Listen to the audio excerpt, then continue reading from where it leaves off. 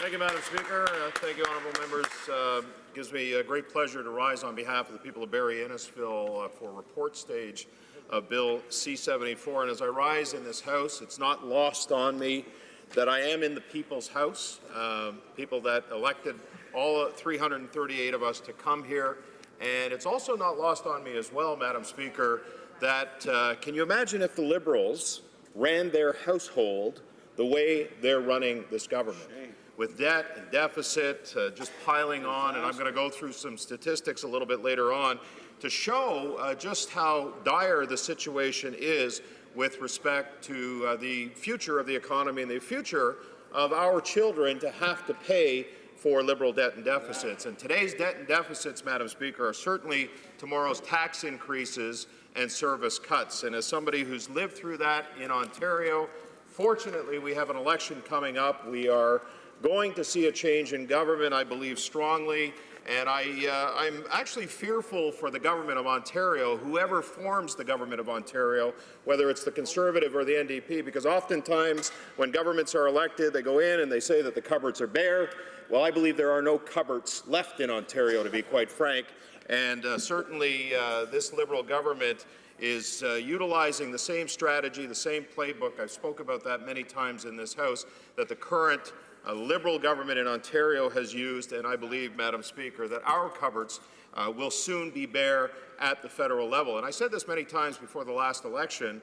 What this government is doing is just having access to a bigger piggy bank of Canadians, but it's on the same path as that Ontario Liberal government. And so, of course, we found out yesterday that we will be $4.5 billion further in the hole, because all of a sudden the Prime Minister, who painted himself into a corner that he could not get out of with respect to the Trans Mountain Pipeline, is spending $4.5 billion of Canadian tax dollars to buy his way out of a political problem that he created. And so here we are as we debate the budget and we look into it. There are signs, Madam Speaker, that Canada's economy is slowing down, and the government has done and is doing little to improve it. And yet there was a growth in the economy, granted in 2017, but it wasn't really due to Liberal policy. It was in spite of Liberal policy, Madam Speaker. And I learned long ago that government doesn't create jobs. Government creates the environment for jobs and job growth.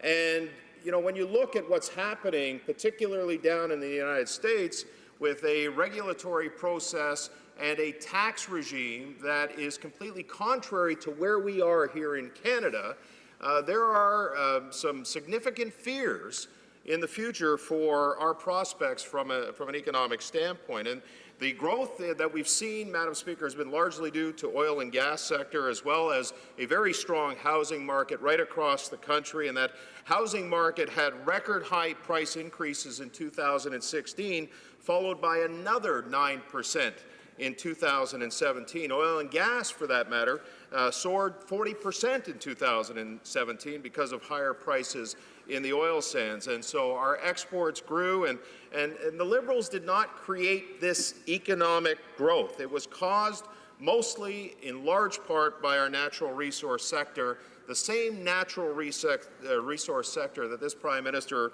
and operatives within his office have so much disdain for, and certainly the housing market contributed to that as well. Unfortunately, this government has neglected, Madam Speaker, what lies beneath our feet, and has opted only to rely upon what is between the Prime Minister's ears.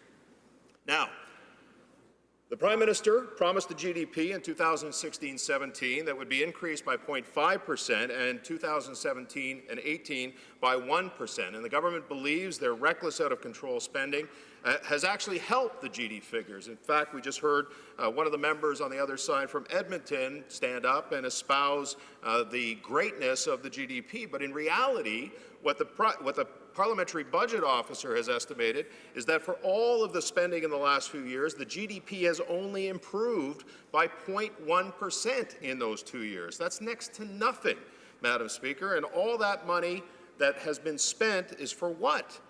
They claim to help with their reckless spending, but the Trudeau government, the government has spent $60 billion in the past 3 years. Spending has increased by 20%. Taxes have increased to over 80% of Canadians, and the GDP has actually only gone up by 0.1%. So let that sink in for a second. Now, why is this such an issue? With an underperforming Canadian economy, Budget 2018 needed to be better because it negatively impacts Canadians. And I believe that there is a serious impact on young Canadians, especially young Canadians who are living with disabilities. And since the Liberals have come to power, Mr. Speaker, 81% of middle-income families are seeing higher taxes. Well, that's so much for helping the middle class and those working hard to join in. So the fact and the reality is that life is much harder under this government. And I will stand here and I will look into that lens and I will ask people directly, think about this. In the past 2.5 years, has your life become better? And I think the overwhelming answer to that would be no. I'm certainly hearing it in my riding of Barrie-Innisfil. And on average, as I said, the average family is paying $840 more than they used to. And so the carbon tax is another way for the Liberals to make life harder for Canadians. And according to the Canadian Taxpayers Federation, it's going to cost the average Canadian family approximately $2,500 a year. Now, we would love more a year. We would love to find out what the government is charging on this carbon tax and what Canadian families are going to make. But as we've known and as we've asked, Mr. Speaker, that number has been redacted. The government knows how much it's going to cost the average Canadian family, but they refuse to give us the answer. And yet here they are asking Canadians to buy into a carbon tax. Buy into what? And that's a legitimate question. So more money will be needed for higher gas prices because everything cascades down the economy, for food and just about everything else, and that's unacceptable, and certainly life will become harder as the carbon tax kicks in. Now, what's that money used for? What can the average Canadian family use for? Well, it can be used for putting kids into hockey. It can make things more accessible for day programs, camps, etc. But unfortunately, the Liberals just don't get it. Budget 18 is hard evidence that the Liberal government doesn't understand that everyday people, the average Canadian family, is not rich enough to afford $2,500 a year in additional carbon taxes. And that may be easy for the Prime Minister, and it may be easy for the Environment Minister, and it may be easy for the Finance Minister, but the reality is that the average Canadian family cannot afford that. And so look at the debt.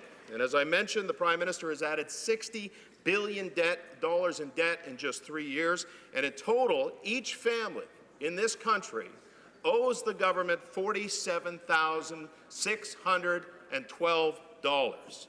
Budget 2018, Mr. Speaker, has no plan to return to balanced budget. And in fact, the Prime Minister in the last election stood there with his hand over his heart and said that the budget will be balanced by 2019. Well, we know that that's not the case, Mr. Speaker, because this year it's $19 billion. In fact, the Department of Finance has said and predicted that we will not return to a balanced budget until the year 2045. Think about that. Unbelievable. Think about that for our kids. My 14-year-old, Mr. Speaker, will be 41 years old by the time we return to a balanced budget in this country. And he is the one that will be paying for this irresponsible spending of this government. In fact, during that time frame, it's expected that $450 million will be added to the debt, totaling a total of $1.1 trillion. And it's our youth, Mr. Speaker, that will pay this debt. Every time I have a school tour, and I had many of them this week, they were asking me about issues. I talk about that debt and deficit because, again, debt and deficits of today are tax increases and spending cuts of tomorrow. Look at the tax credits that have been cut. The Budget 2018 takes them right away from the family, and I would argue disproportionately more so to the people who can least afford it. Lower income and vulnerable Canadians. Mr. Speaker, this budget is a failure of epic proportions for the future of our kids, the future of this country, and there's no way, Mr. Speaker, that I can support it. Thank you very much.